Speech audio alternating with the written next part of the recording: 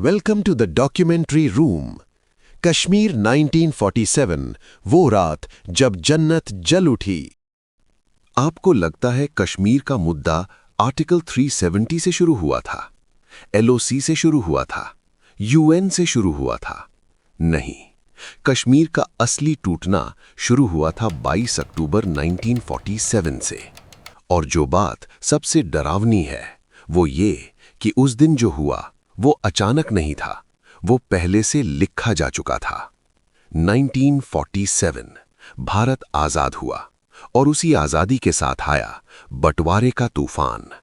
भारत और पाकिस्तान बने, लेकिन कुछ रियासतों को एक विकल्प मिला, किसके साथ जाना है।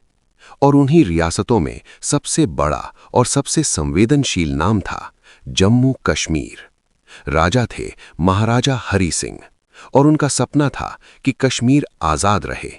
लेकिन सवाल यह है, क्या कश्मीर को सच में चुनने का मौका मिला या फिर कश्मीर को मजबूर किया गया? 12 अगस्त 1947 महाराजा ने भारत और पाकिस्तान दोनों से कहा, स्टैंड स्टिल अग्रीमेंट कर लेते हैं। भारत ने जवाब दिया, दिल्ली आइए, बातचीत करेंगे। लेकिन बातचीत हुई ही नहीं, कोई प्रतिनिधि नहीं गया। पाकिस्तान ने तुरंत हां कर दी और 15 अगस्त को उसे स्वीकार भी कर लिया। और फिर सिर्फ 12 दिन बाद 24 अगस्त 1947 पाकिस्तान ने धमकी दी, अगर कश्मीर पाकिस्तान में नहीं मिला तो सबसे गंभीर मुसीबत होगी। और ये कोई खाली धमकी नहीं थी, क्योंकि उसी मुसीबत की तैयारी शुरू हो चुकी थी। अब कहानी में आता है एक नाम जो बहुत कम लोग जानते हैं, ऑपरेशन गुलमर्ग। ये सिर्फ हमला नहीं था, ये एक प्लान था। इतिहास कहता है ये ऑपरेशन 20 अगस्त 1947 को ही तैयार हो गया था, यानी पाकिस्तान बनने के सिर्फ 6 दिन बाद। मतलब साफ है, कश्मीर का भविष्य आज़ादी के कुछ दिनों बाद नहीं, बल्कि बहुत पहले से निशाने पर था। हजारों कबायली लड़ाके लश्कर बनाकर भेजे गए, हथियार दिए गए, और सबसे चौंकाने वाली बात, उनके ऊपर पाकिस्तानी सेना के लोग भी थे जो कबायली बनकर उसी भीड़ में छिपे हुए थे। यानी हमला दिखने में विद्रोह था, लेकिन असल में वो एक छुपा हुआ सैन्य ऑपरेशन था। और फिर आई वो रात, 22 अक्टूबर 1947, जब कश्मीर सो रहा था, तब इतिहास जाग चुका था।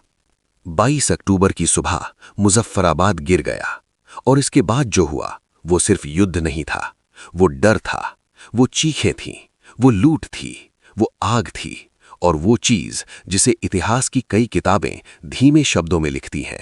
लेकिन सच ये है, उस दिन इंसानियत कुचली गई। फिर वही भीड़ आगे बढ़ी, मीरपुर, उरी और बारामूला। और बारामूला में जो हुआ वो कश्मीर की सबसे बड़ी त्रासदी थी।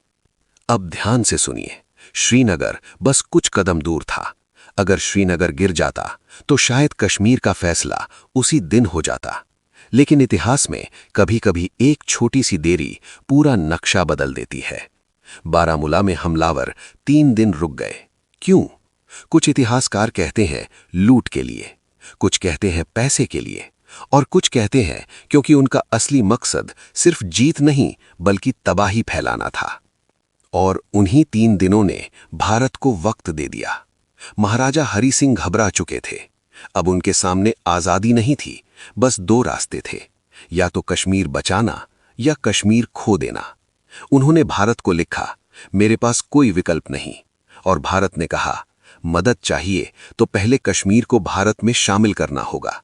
फिर वो दस्तावेज साइन हुआ, इंस्ट्रूमेंट ऑफ एक्सेशन, और 27 अक्टूबर 1947 भारतीय सेना श्रीनगर पहुंच गई। युद्ध शुरू हो गया। लेकिन कहानी यहीं खत्म नहीं होती। अब आता है असली ट्विस्ट। भारत ये मामला लेकर गया यूएन, और दुनिया के सामने आया एक वादा, जनमत संग्रह।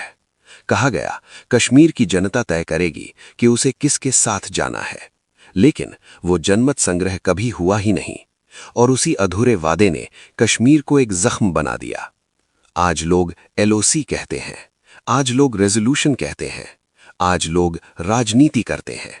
लेकिन असली शुरुआत थी 22 अक्टूबर 1947, जिस दिन जम्मू कश्मीर सिर्फ एक राज्य नहीं रहा, वो एक अधूरी कहानी बन गया।